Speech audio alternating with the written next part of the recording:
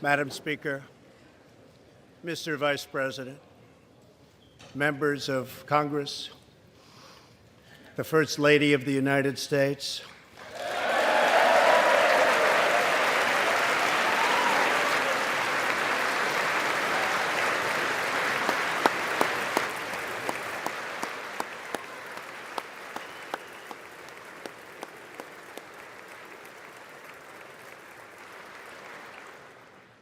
and my fellow Americans.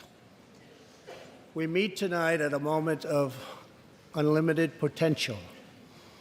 As we begin a new Congress, I stand here ready to work with you to achieve historic breakthroughs for all Americans.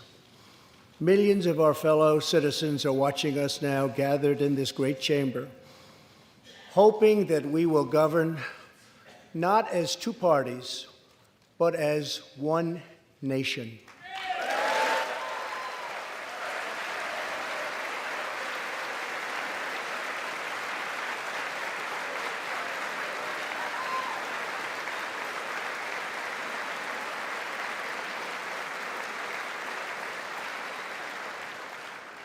The agenda I will lay out this evening is not a Republican agenda or a Democrat agenda. It's the agenda of the American people. Many of us have campaigned on the same core promises: to defend American jobs and demand fair trade for American workers, to rebuild and revitalize our nation's infrastructure, to reduce the price of health care and prescription drugs, to create an immigration system that is safe, lawful, modern, and secure, and to pursue a foreign policy that puts America's interest first. There is a new opportunity in American politics if only we have the courage together to seize it.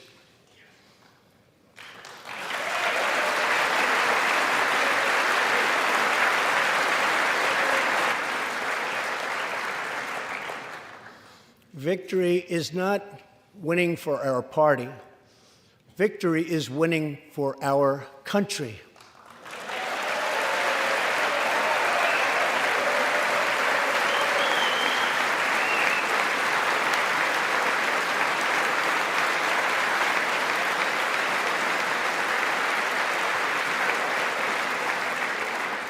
This year, America will recognize two important anniversaries that show us the majesty of America's mission and the power of American pride.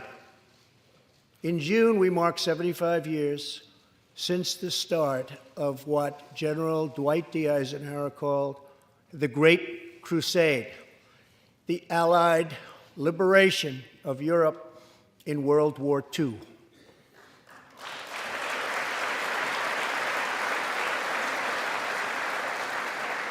On D-Day, June 6, 1944, 15,000 young American men jumped from the sky and 60,000 more stormed in from the sea to save our civilization from tyranny.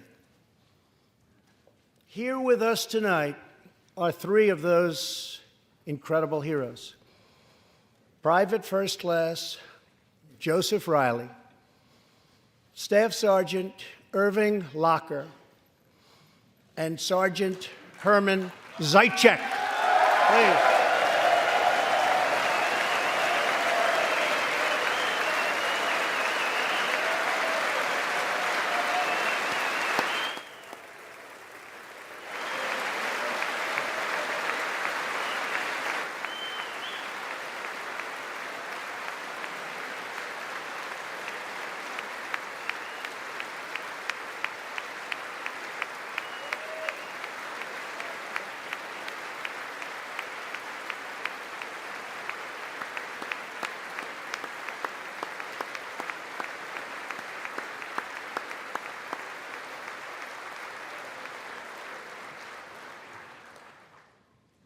gentlemen, we salute you. In 2019, we also celebrate 50 years since brave young pilots flew 250,000 miles through space to plant the American flag on the face of the moon. Half a century later, we are joined by one of the Apollo 11 astronauts who planted that flag, Buzz Aldrin.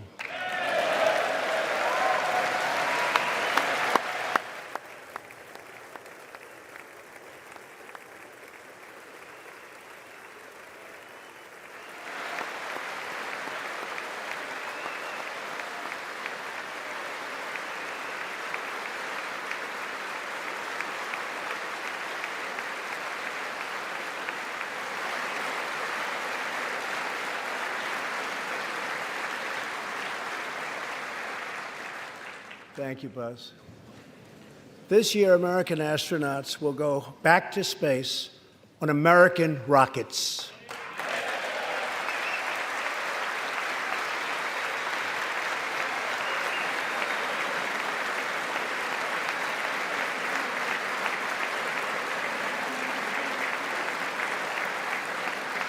In the 20th century, America saved freedom, transformed science, redefined the middle class, and when you get down to it, there's nothing anywhere in the world that can compete with America.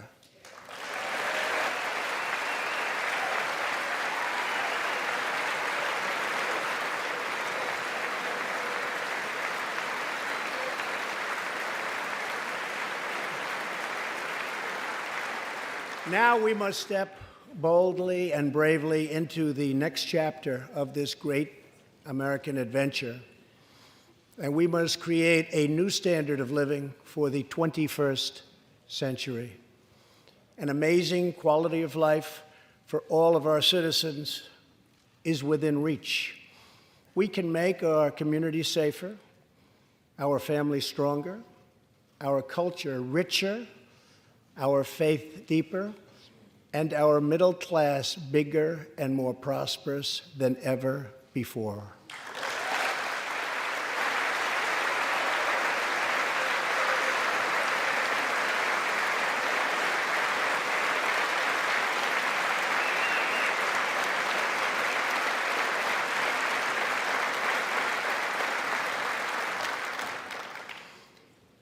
But we must reject the politics of revenge, resistance, and retribution, and embrace the boundless potential of cooperation, compromise, and the common good.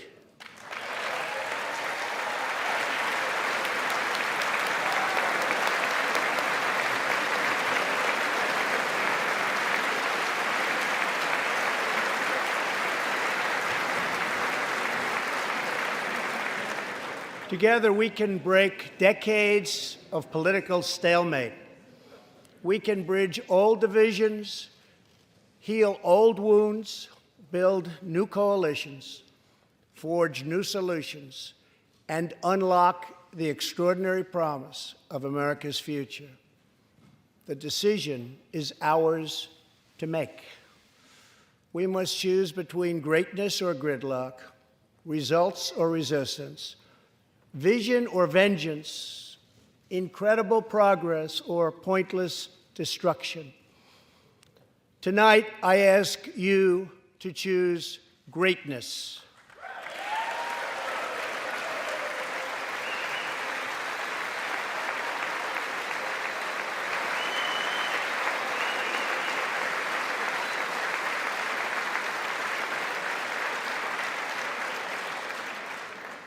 Over the last 2 years, my administration has moved with urgency and historic speed to confront problems neglected by leaders of both parties over many decades. In just over 2 years since the election, we have launched an unprecedented economic boom, a boom that has rarely been seen before. There's been nothing like it. We have created 5.3 million new jobs, and importantly added 600,000 new manufacturing jobs, something which almost everyone said was impossible to do. But the fact is, we are just getting started.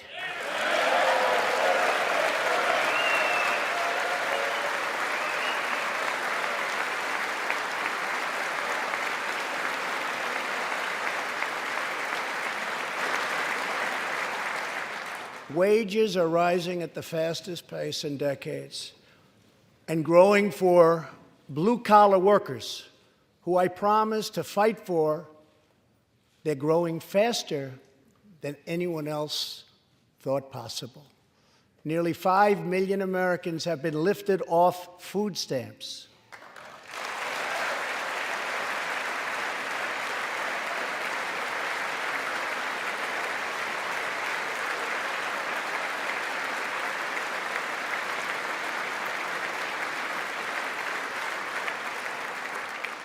The U.S. economy is growing almost twice as fast today as when I took office, and we are considered far and away the hottest economy anywhere in the world, not even close.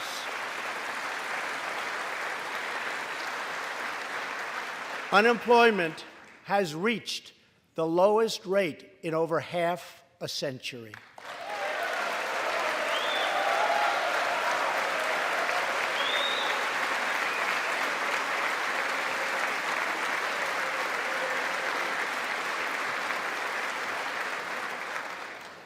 African American, Hispanic American, and Asian American unemployment have all reached their lowest levels ever recorded.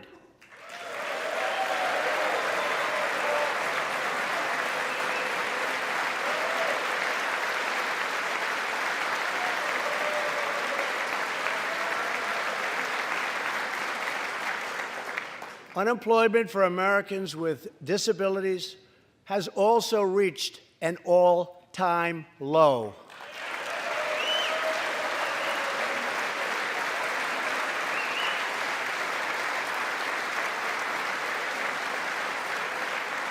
More people are working now than at any time in the history of our country. 157 million people at work.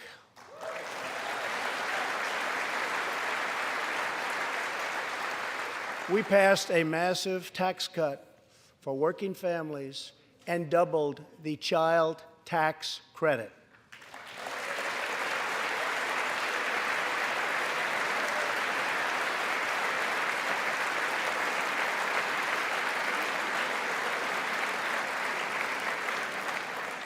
We virtually ended the estate tax, or death tax, as it is often called, on small businesses, for ranchers, and also for family farms.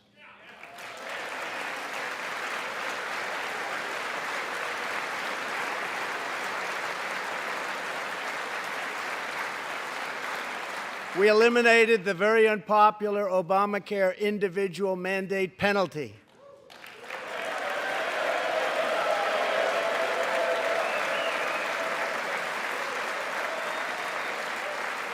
And to give critically ill patients access to life-saving cures, we passed, very importantly, right to try.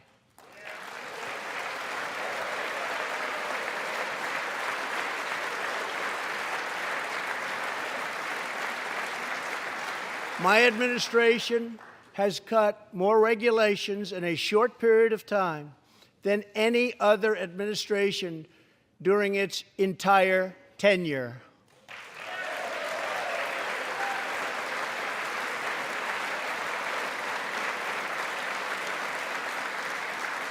Companies are coming back to our country in large numbers, thanks to our historic reductions in taxes and regulations.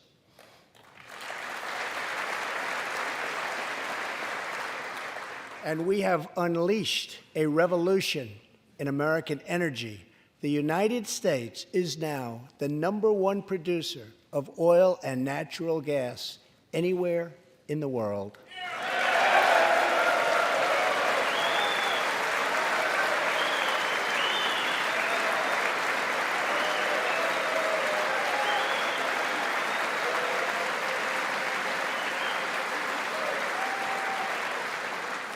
And now, for the first time in 65 years, we are a net exporter of energy.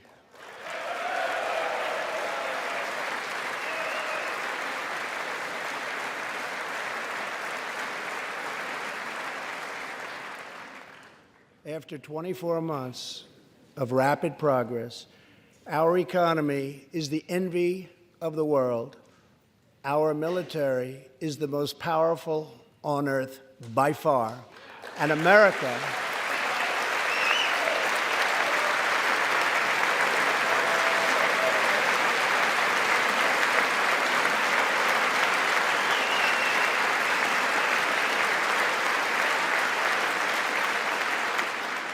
America is again winning each and every day.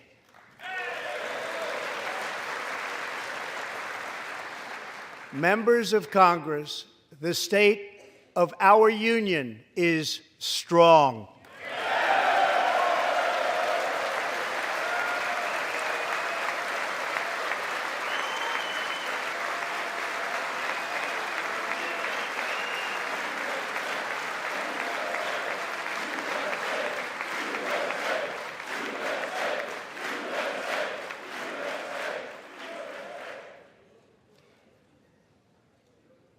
That sounds so good.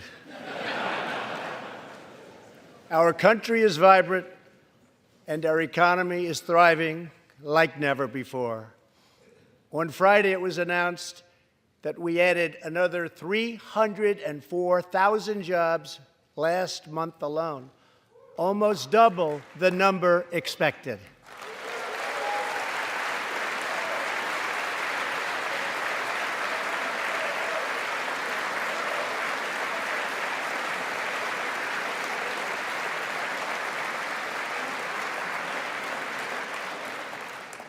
An economic miracle is taking place in the United States, and the only thing that can stop it are foolish wars, politics, or ridiculous partisan investigations.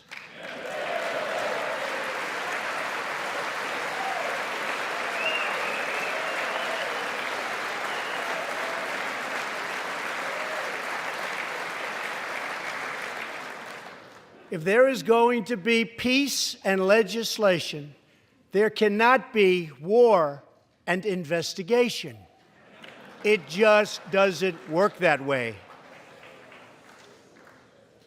We must be united at home to defeat our adversaries abroad.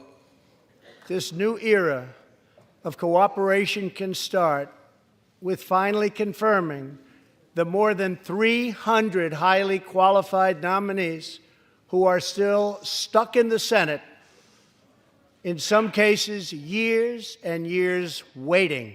Not right.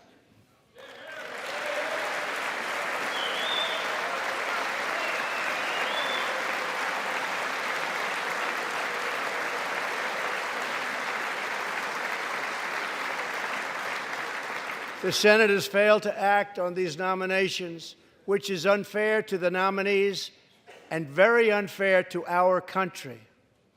Now is the time for bipartisan action. Believe it or not, we have already proven that that's possible.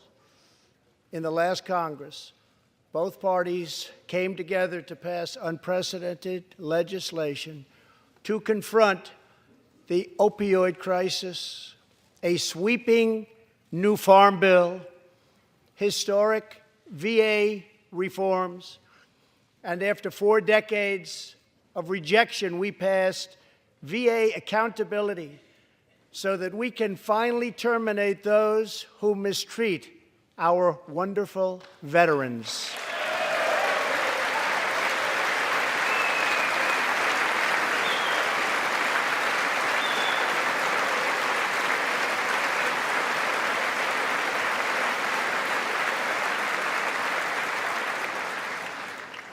And just weeks ago, both parties united for groundbreaking criminal justice reform. They said it couldn't be done.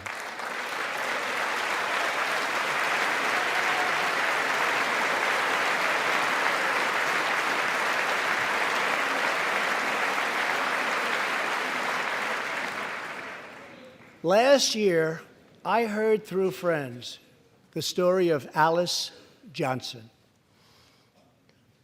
I was deeply moved. In 1997, Alice was sentenced to life in prison as a first-time nonviolent drug offender. Over the next 22 years, she became a prison minister, inspiring others to choose a better path. She had a big impact on that prison population and far beyond. Alice's story underscores the disparities and unfairness that can exist in criminal sentencing and the need to remedy this total injustice. She served almost that 22 years and had expected to be in prison for the remainder of her life. In June, I commuted Alice's sentence. When I saw Alice's beautiful family greet her at the prison gates, hugging and kissing and crying and laughing, I knew I did something right. Alice is with us tonight, and she is a terrific woman. Terrific. Alice, please.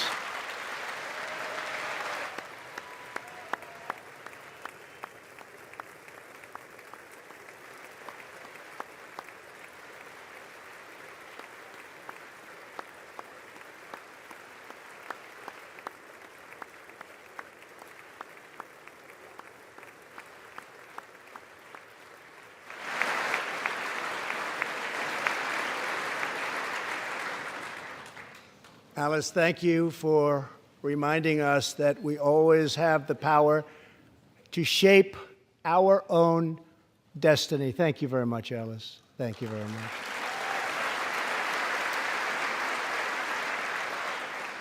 Inspired by stories like Alice's, my administration worked closely with members of both parties to sign the First Step Act into law. Big deal. It's a big deal.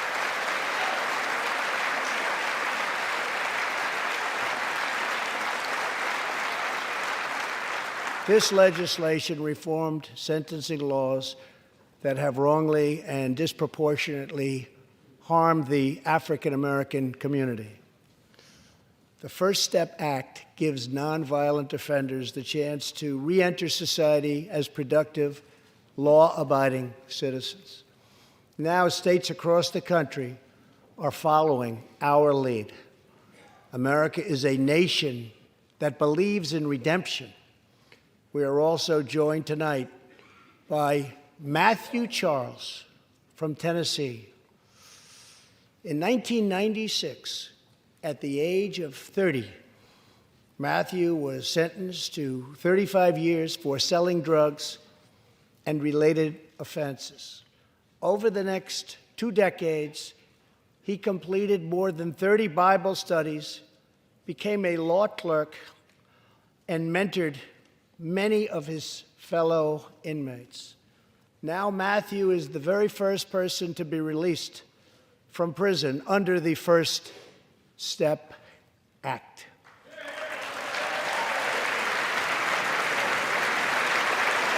Matthew, please.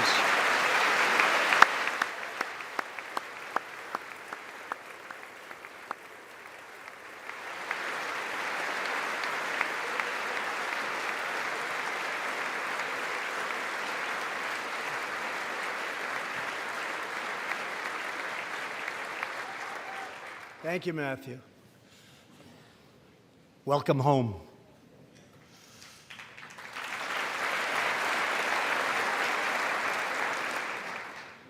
Now, Republicans and Democrats must join forces again to confront an urgent national crisis.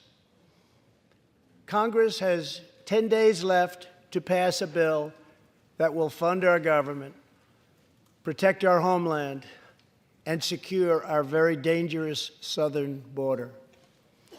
Now is the time for Congress to show the world that America is committed to ending illegal immigration and putting the ruthless coyotes, cartels, drug dealers, and human traffickers out of business.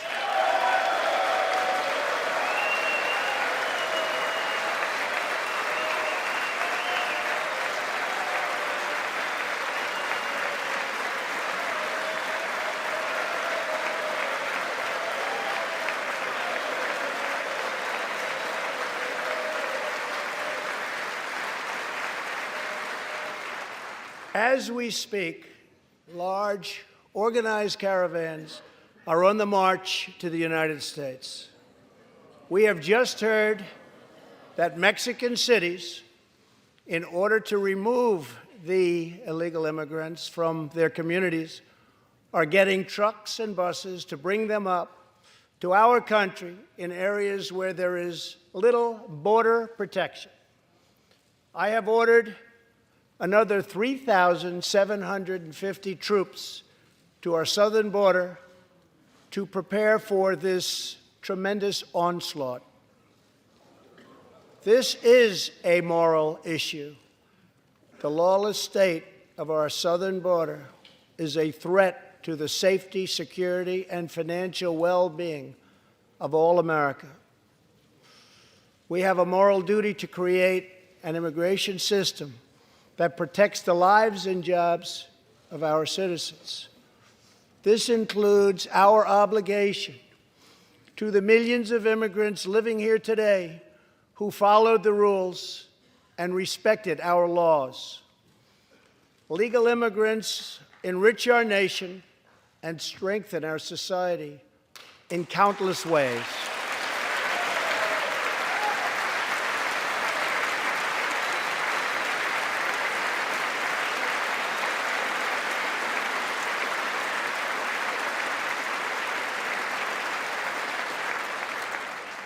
I want people to come into our country in the largest numbers ever, but they have to come in legally.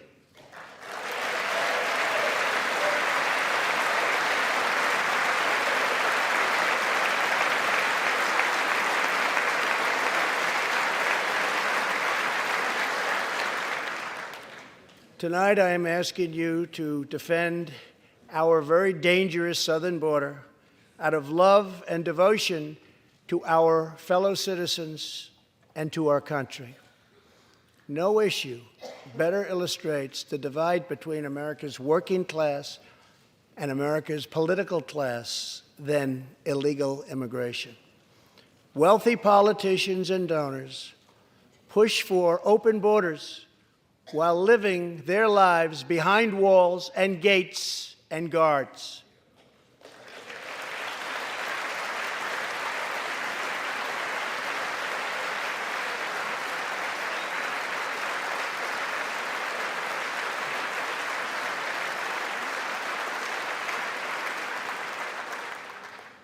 Meanwhile, working-class Americans are left to pay the price for mass illegal immigration.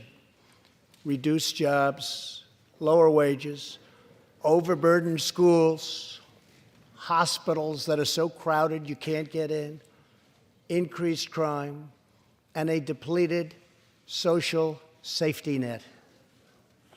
Tolerance for illegal immigration is not compassionate. It is actually very cruel.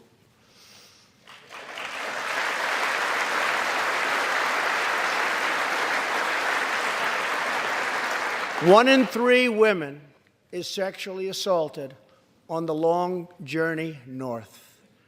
Smugglers use migrant children as human pawns to exploit our laws and gain access to our country. Human traffickers and sex traffickers take advantage of the wide open areas between our ports of entry to smuggle thousands of young girls and women into the United States and to sell them into prostitution and modern-day slavery. Tens of thousands of innocent Americans are killed by lethal drugs that cross our border and flood into our cities, including meth, heroin, cocaine, and fentanyl. The savage gang, MS-13, now operates in at least 20 different American states, and they almost all come through our southern border. Just yesterday, an MS-13 gang member was taken into custody for a fatal shooting on a subway platform in New York City. We are removing these gang members by the thousands, but until we secure our border, they're going to keep streaming right back in. Year after year, countless Americans are murdered by criminal, illegal aliens. I've gotten to know many wonderful angel moms and dads and families. No one should ever have to suffer the horrible heartache that they have had to endure. Here tonight is Deborah Bissell. Just 3 weeks ago, Deborah's parents, Gerald and Sharon, were burglarized and shot to death in their Reno, Nevada home by an illegal alien. They were in their 80s and are survived by 4 children, 11 grandchildren, and 20 great-grandchildren. Also here tonight are Gerald and Sharon's granddaughter, Heather, and great-granddaughter, Madison. To Deborah, Heather, Madison, please stand. Few can understand your pain. Thank you, and thank you for being here. Thank you very much.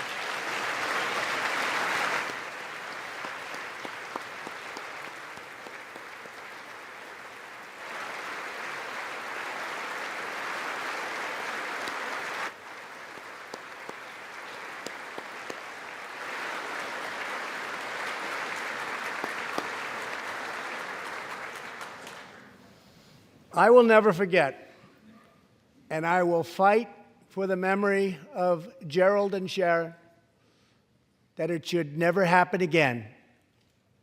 Not one more American life should be lost because our nation failed to control its very dangerous border. In the last 2 years, our brave ICE officers made 266,000 arrests of criminal aliens, including those charged or convicted of nearly 100,000 assaults, 30,000 sex crimes, and 4,000 killings or murders. We are joined tonight by one of those law enforcement heroes, ICE Special Agent Elvin Hernandez. When Elvin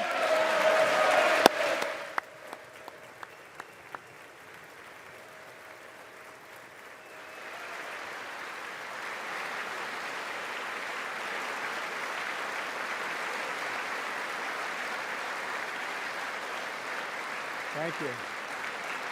When Elvin was a boy, he and his family legally immigrated to the United States from the Dominican Republic. At the age of 8, Elvin told his dad he wanted to become a special agent.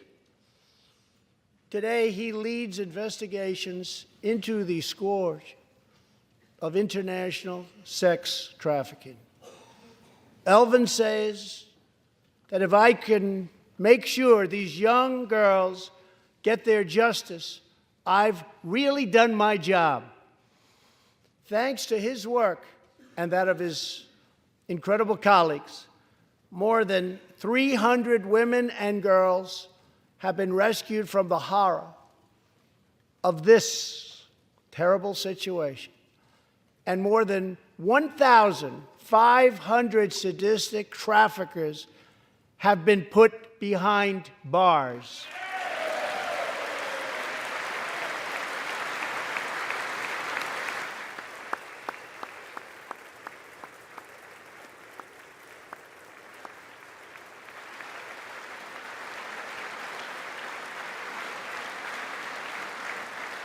Thank you, Alvin.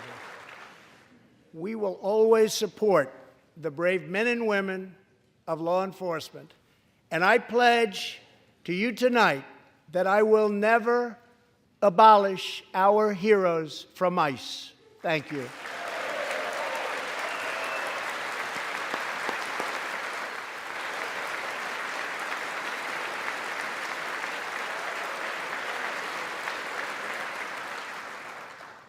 My administration has sent to Congress a common-sense proposal to end the crisis on the southern border.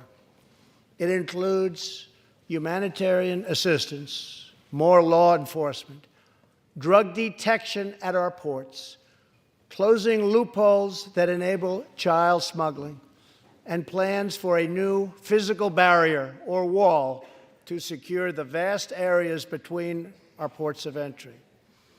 In the past, most of the people in this room voted for a wall, but the proper wall never got built. I will get it built.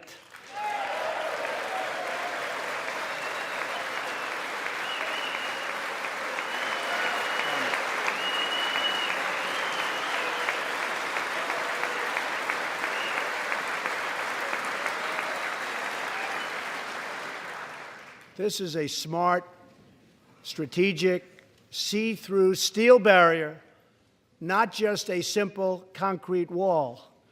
It will be deployed in the areas identified by the border agents as having the greatest need, and these agents will tell you where walls go up, illegal crossings go way, way down.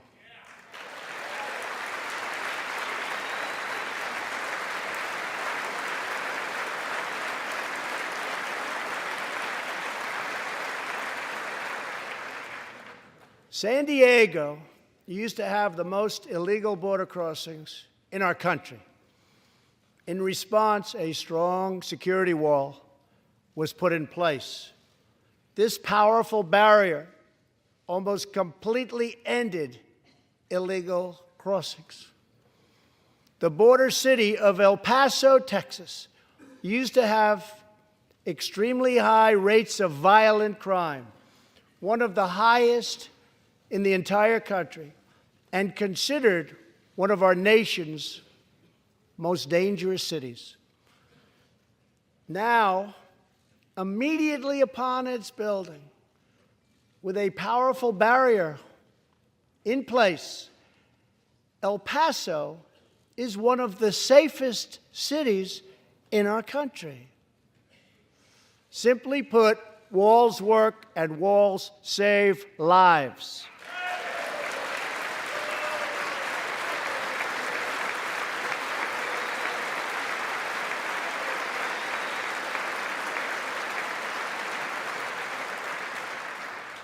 So let's work together, compromise, and reach a deal that will truly make America safe. As we work to defend our people's safety, we must also ensure our economic resurgence continues at a rapid pace. No one has benefited more from our thriving economy than women, who have filled 58% of the newly created jobs last year.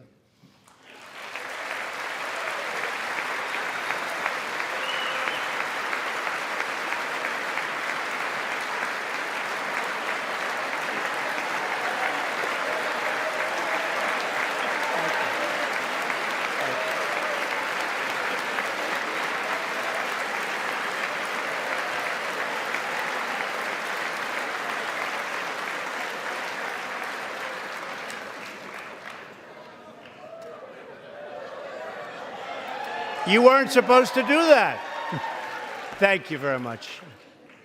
Thank you very much. All Americans can be proud that we have more women in the workforce than ever before.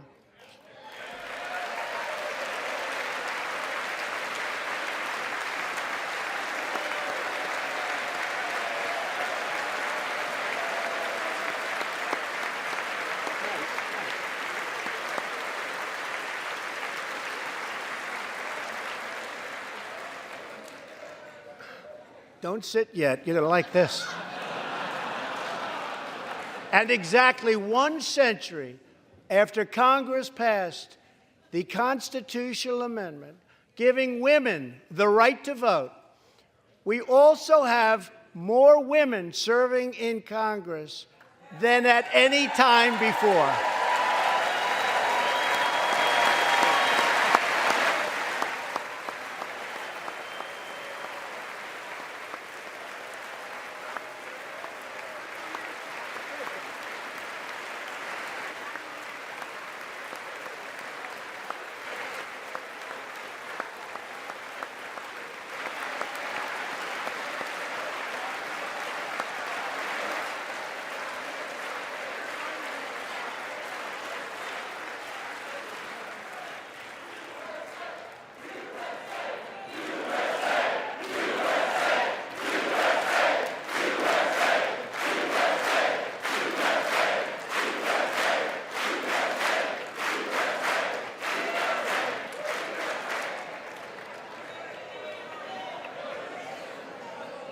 That's great.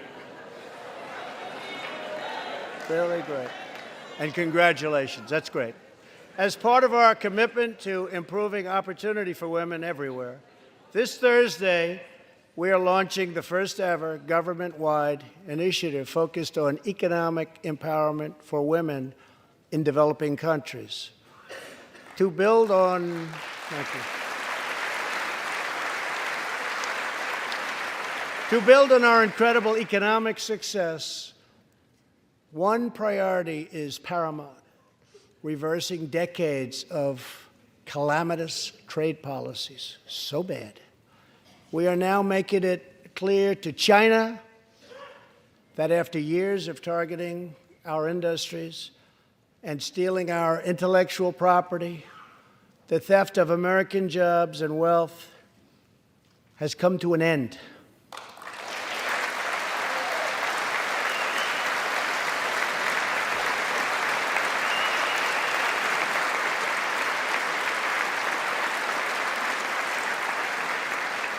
Therefore, we recently imposed tariffs on $250 billion of Chinese goods, and now our Treasury is receiving billions and billions of dollars. But I don't blame China for taking advantage of us. I blame our leaders and representatives for allowing this travesty to happen. I have great respect for President Xi, and we are now working on a new trade deal with China. But it must include real structural change to end unfair trade practices, reduce our chronic trade deficit, and protect American jobs.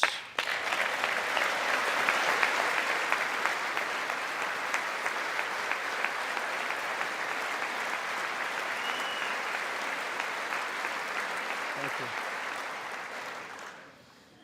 Another historic trade blunder was the catastrophe known as NAFTA.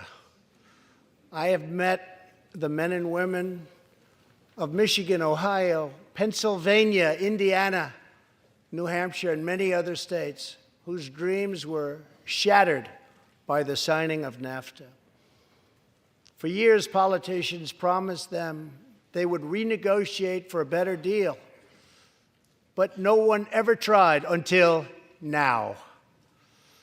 Our new U.S.-Mexico-Canada agreement, the USMCA, will replace NAFTA and deliver for American workers like they haven't had delivered to for a long time. I hope you can pass the USMCA into law so that we can bring back our manufacturing jobs in even greater numbers, expand American agriculture, protect intellectual property, and ensure that more cars are proudly stamped with our 4 beautiful words: Made in the USA.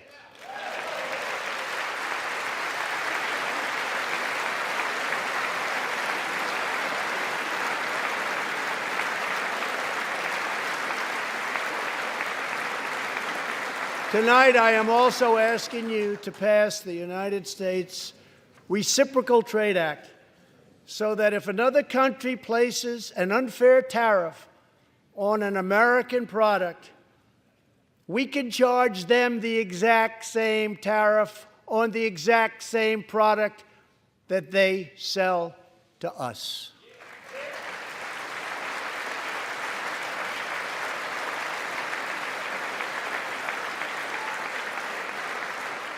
Both parties should be able to unite for a great rebuilding of America's crumbling infrastructure.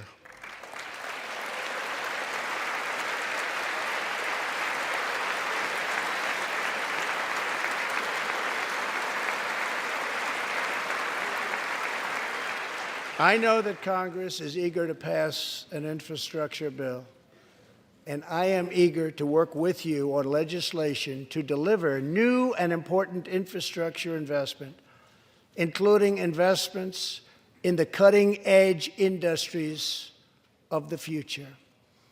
This is not an option. This is a necessity. The next major priority for me and for all of us should be to lower the cost of health care and prescription drugs and to protect patients with pre-existing conditions.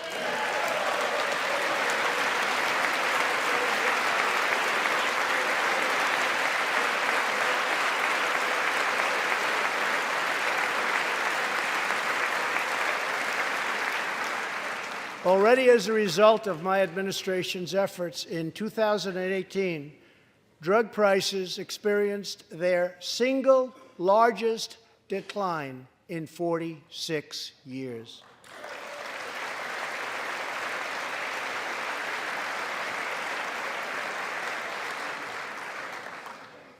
But we must do more.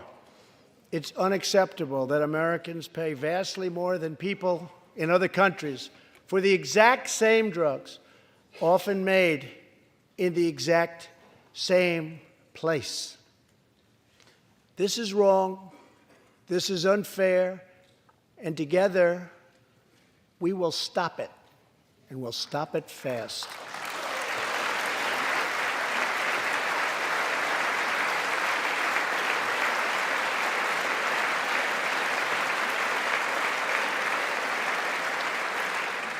I am asking Congress to pass legislation that finally takes on the problem of global freeloading and delivers fairness and price transparency for American patients, finally.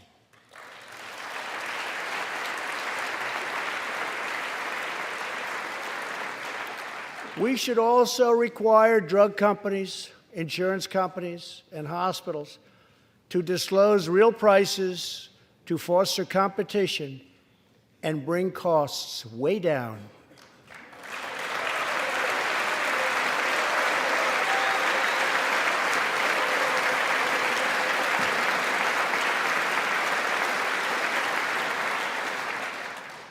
No force in history has done more to advance the human condition than American freedom. In recent years,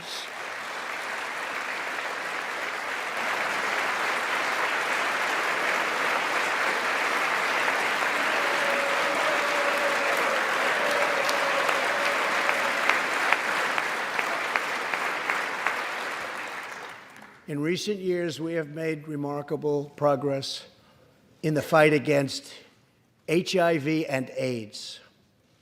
Scientific breakthroughs have brought a once distant dream within reach. My budget will ask Democrats and Republicans to make the needed commitment to eliminate the HIV epidemic in the United States within 10 years. We have made incredible strides, incredible.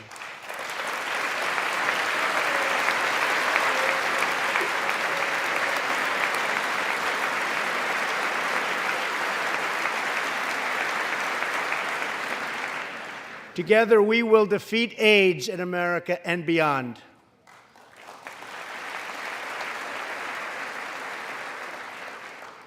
Tonight, I am also asking you to join me in another fight that all Americans can get behind, the fight against childhood cancer.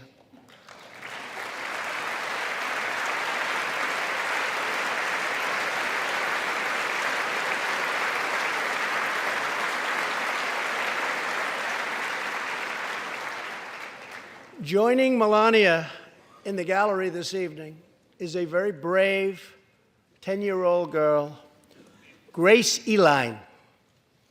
Every birthday,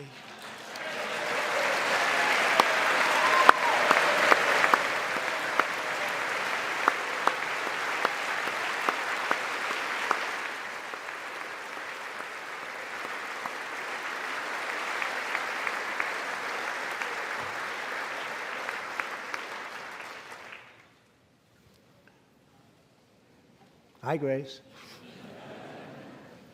Every birthday since she was 4, Grace asked her friends to donate to St. Jude's Children's Hospital. She did not know that one day she might be a patient herself. That's what happened. Last year, Grace was diagnosed with brain cancer. Immediately, she began radiation treatment. At the same time, she rallied her community and raised more than $40,000 for the fight against cancer.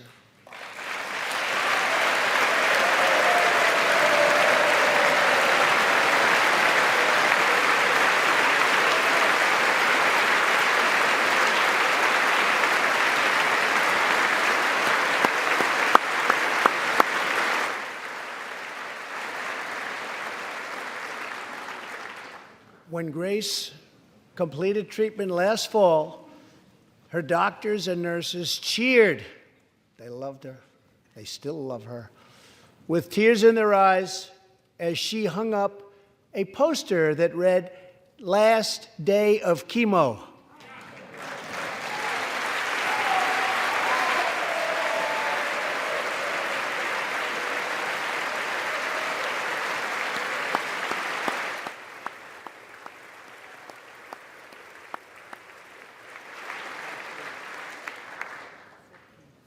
Thank you very much, Grace. You are a great inspiration to everyone in this room. Thank you very much. Many childhood cancers have not seen new therapies in decades. My budget will ask Congress for $500 million over the next 10 years to fund this critical life-saving research. To help support working parents, the time has come to pass school choice for Americans' children.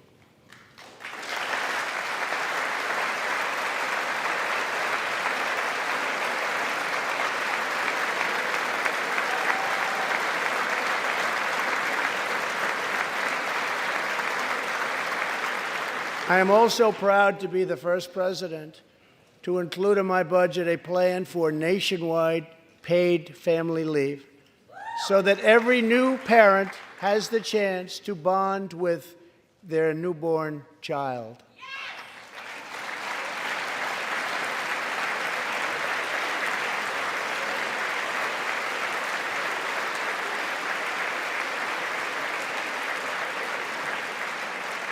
There could be no greater contrast to the beautiful image of a mother holding her infant child than the chilling displays our nation saw in recent days. Lawmakers in New York cheered with delight upon the passage of legislation that would allow a baby to be ripped from the mother's womb moments from birth. These are living, feeling, beautiful babies who will never get the chance to share their love and their dreams with the world. And then we had the case of the governor of Virginia, where he stated he would execute a baby after birth.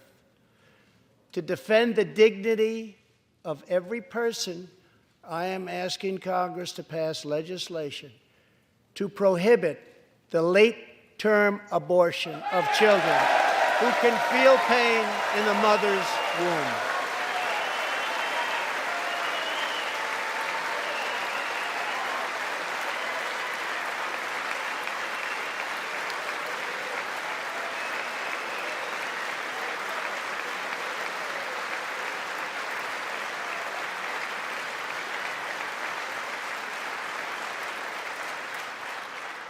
Let us work together to build a culture that cherishes innocent life.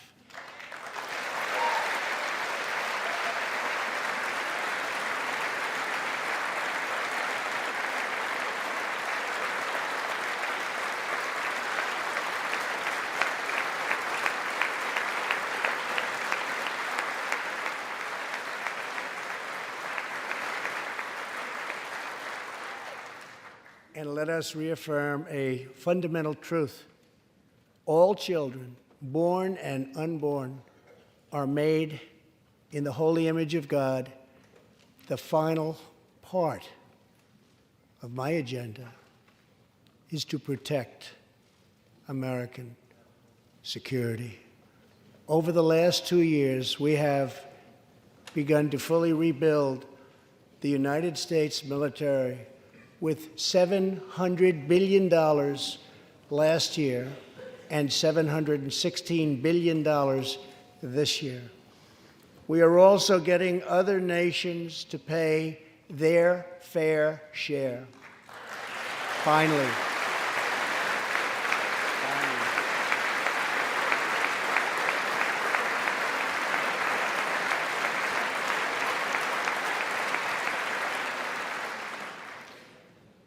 For years, the United States was being treated very unfairly by friends of ours, members of NATO. But now we have secured, over the last couple of years, more than $100 billion of increase in defense spending from our NATO allies. They said it couldn't be done.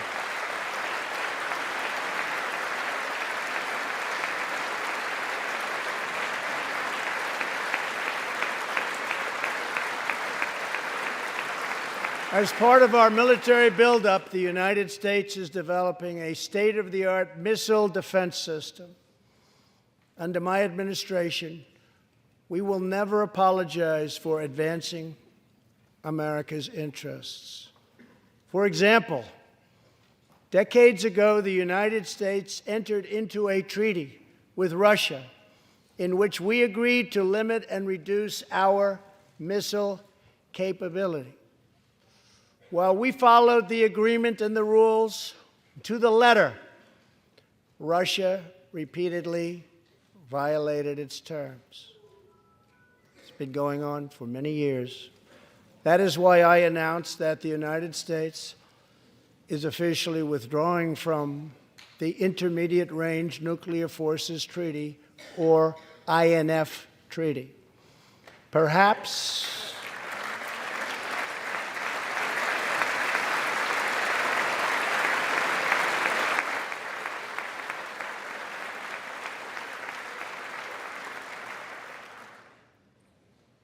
we really have no choice.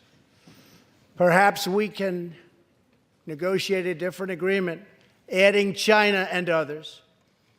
Or perhaps we can't, in which case we will outspend and out-innovate all others by far.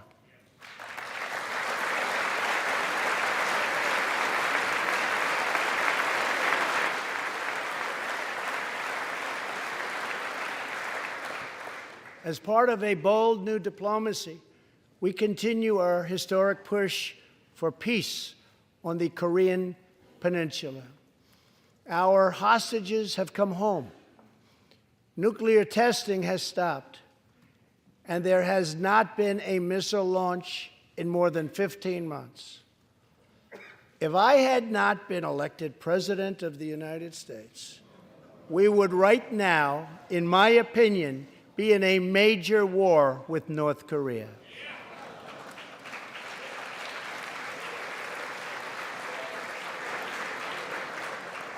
Much work remains to be done, but my relationship with Kim Jong-un is a good one. Chairman Kim and I will meet again on February 27th and 28th in Vietnam.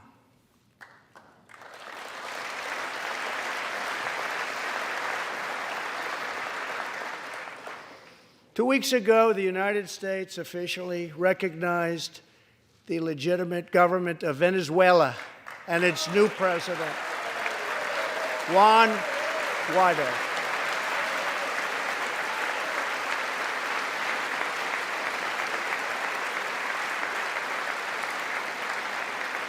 We stand with the Venezuelan people in their noble quest for freedom, and we condemn the brutality of the Maduro regime, whose socialist policies have turned that nation from being the wealthiest in South America into a state of abject poverty and despair.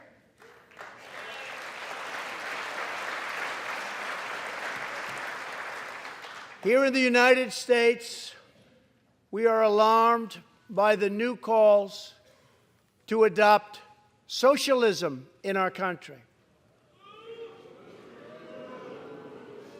America was founded on liberty and independence, and not government coercion, domination, and control.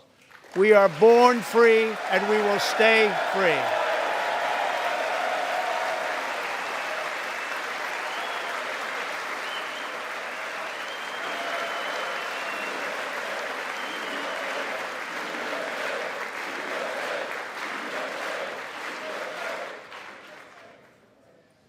Tonight, we renew our resolve that America will never be a socialist country.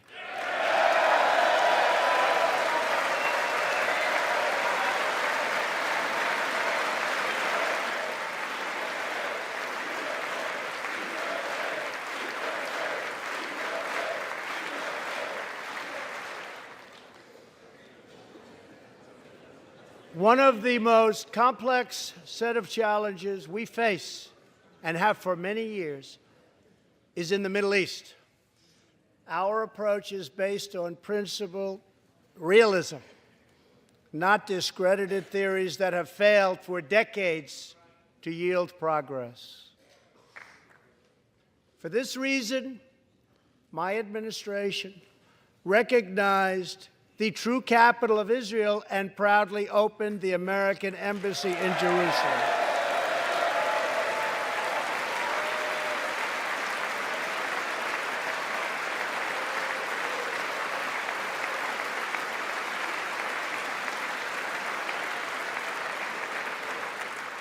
Our brave troops have now been fighting in the Middle East for almost 19 years.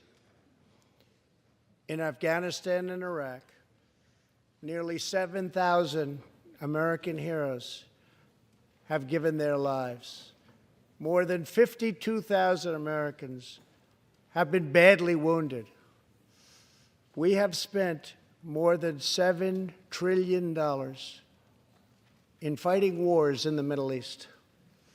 As a candidate for president, I loudly pledged a new approach. Great nations do not fight endless wars.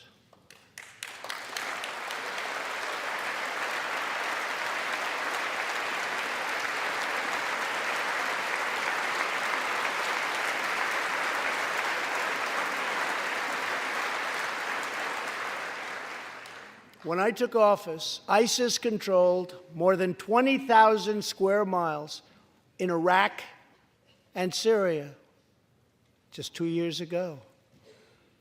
Today, we have liberated virtually all of the territory from the grip of these bloodthirsty monsters.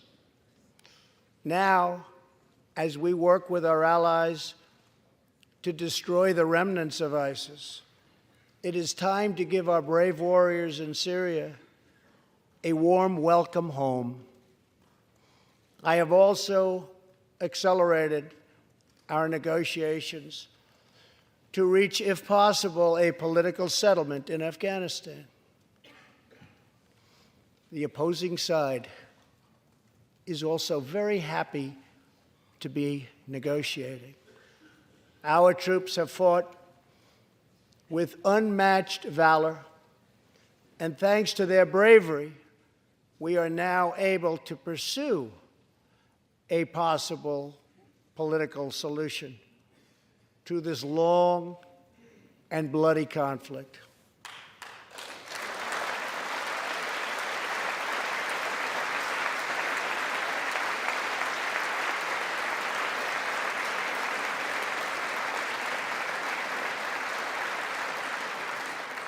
In Afghanistan, my administration is holding constructive talks with a number of Afghan groups, including the Taliban.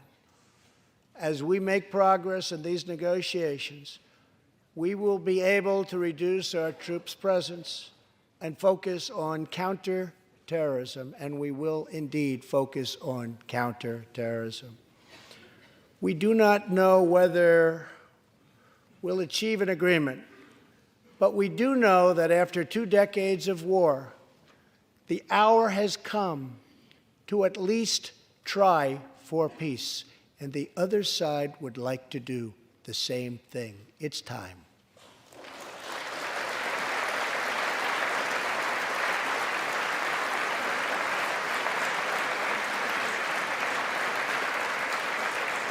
Above all, friend and foe alike must never doubt this nation's power and will to defend our people. 18 years ago, violent terrorists attacked the USS Cole, and last month, American forces killed one of the leaders of that attack.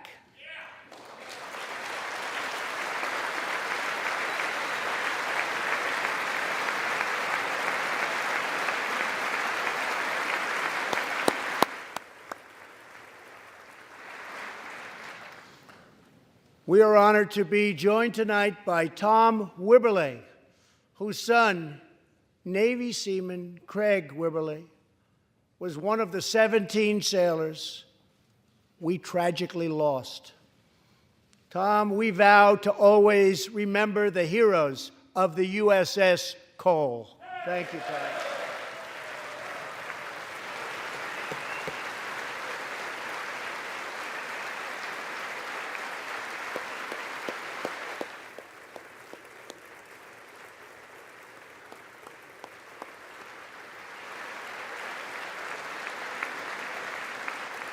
My administration has acted decisively to confront the world's leading state sponsor of terror, the radical regime in Iran.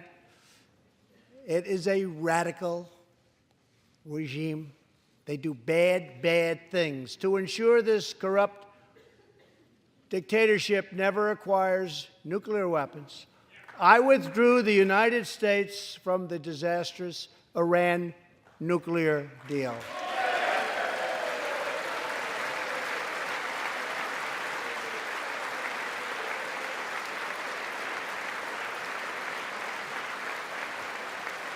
And last fall, we put in place the toughest sanctions ever imposed by us on a country.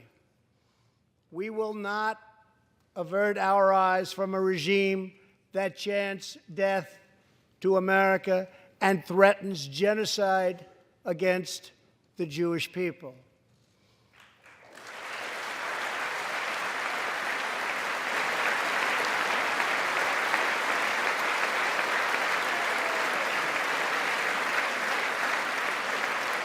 We must never ignore the vile poison of anti-Semitism or those who spread its venomous creed. With one voice, we must confront this hatred anywhere and everywhere it occurs. Just months ago, 11 Jewish Americans were viciously murdered in an anti-Semitic attack on the Tree of Life Synagogue in Pittsburgh. SWAT officer Timothy Matson raced into the gunfire and was shot 7 times chasing down the killer, and he was very successful. Timothy has just had his 12th surgery, and he's going in for many more. but he made the trip to be here with us tonight. Officer Mattson, please.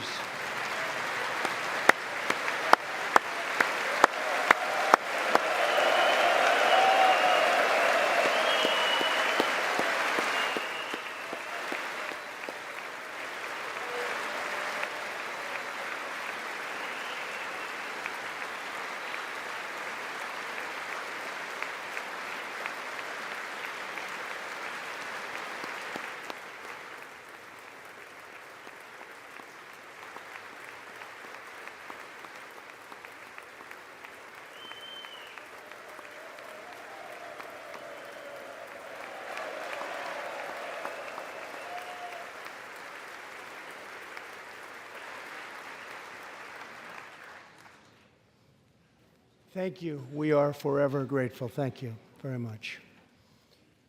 Tonight, we are also joined by Pittsburgh survivor, Judah Samet. He arrived at the synagogue as the massacre began. But not only did Judah narrowly escape death last fall, more than 7 decades ago, he narrowly survived the Nazi concentration camps. Today is Judah's 81st birthday.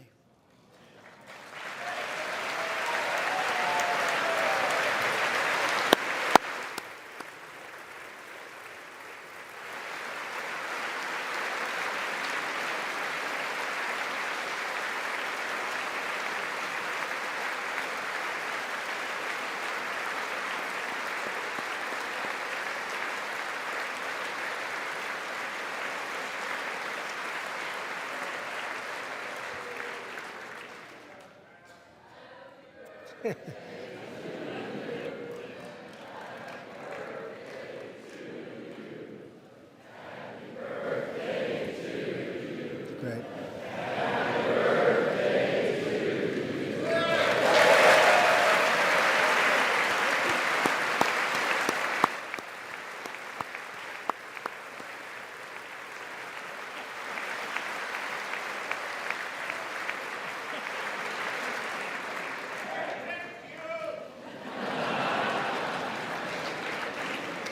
They wouldn't do that for me, Judah.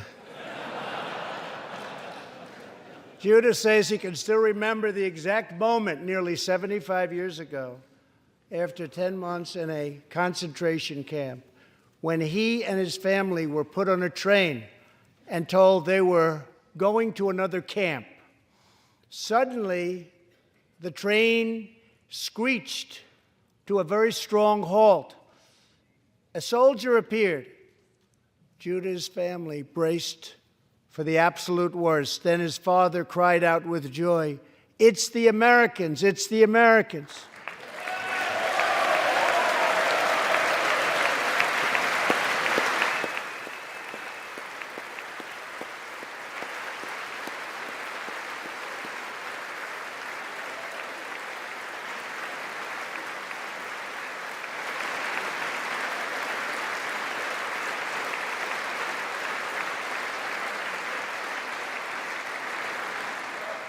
Thank you. A second Holocaust survivor who is here tonight, Joshua Kaufman, was a prisoner at Dachau. He remembers watching through a hole in the wall of a cattle car as American soldiers rolled in with tanks. To me, Joshua recalls, the American soldiers were proof that God exists. And they came down from the sky. They came down from heaven.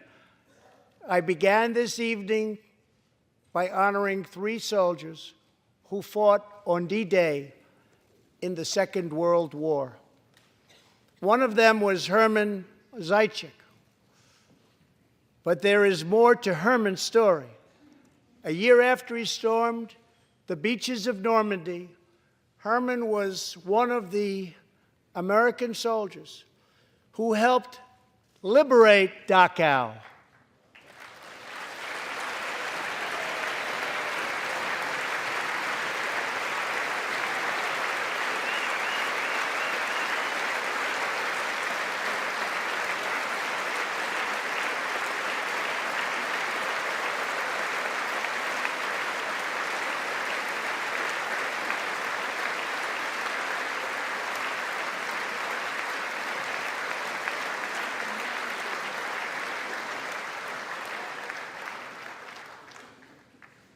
He was one of the Americans who helped rescue Joshua from that hell on earth. Almost 75 years later, Herman and Joshua are both together in the gallery tonight, seated side by side, here in the home of American freedom. Herman and Joshua, your presence this evening is very much appreciated. Thank you very much.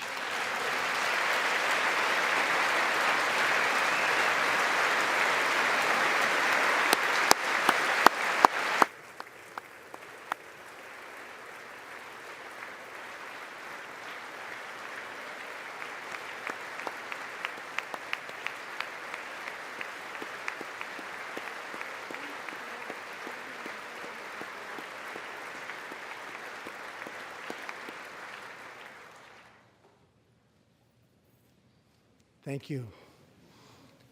When American soldiers set out beneath the dark skies over the English Channel in the early hours of D-Day 1944, they were just young men of 18 and 19, hurtling on fragile landing craft toward the most momentous battle in the history of war.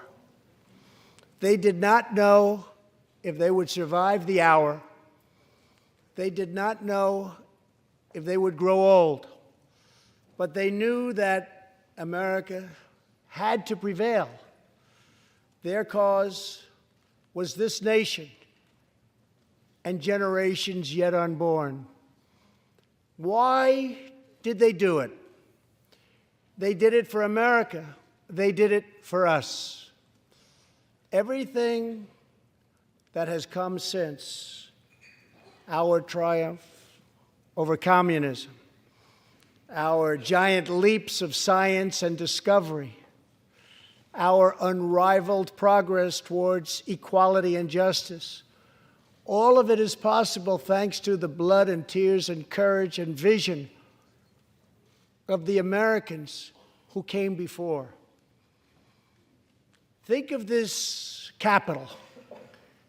Think of this very chamber where lawmakers before you voted to end slavery, to build the railroads and the highways, and defeat fascism, to secure civil rights, and to face down evil empires.